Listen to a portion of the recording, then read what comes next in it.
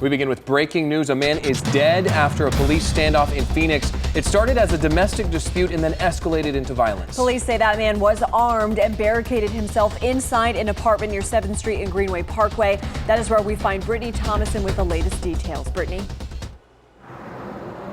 Spencer and Lindsay, we have Sergeant Tommy Thompson here who can talk about how this situation just wrapped up. Tommy, what happened?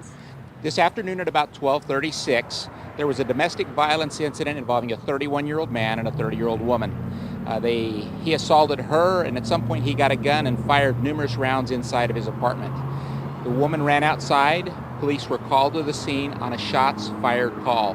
When the officers arrived, they were talking to the victim, the 30-year-old woman, when the man got out on the balcony, and I am led to believe that he was naked, and he started firing at the officers.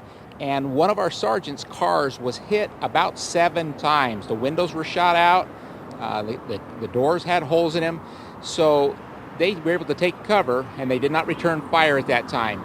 The man went back inside of his apartment, and the SWAT team, our Special Assignments Unit, came, and they secured the apartment and negotiated with this man for about 3 hours. He made comments during the negotiation that he wanted our officers to shoot him, and that was, we wanted to do everything we could to avoid that. So after about 3 hours of negotiations, our Special Assignments Unit tactically entered the residence and found that he had taken his own life with a self-inflicted gunshot wound. They also found 2 dogs that were deceased from apparent gunshot wounds that he had shot. How were officers able to handle this situation without firing any shots themselves? That's a great question. The overwhelming majority of the times that our officers are involved in dangerous situations like this, we don't fire. And in this case, no officer fired any shots at this individual. Thank you, Sergeant Thompson.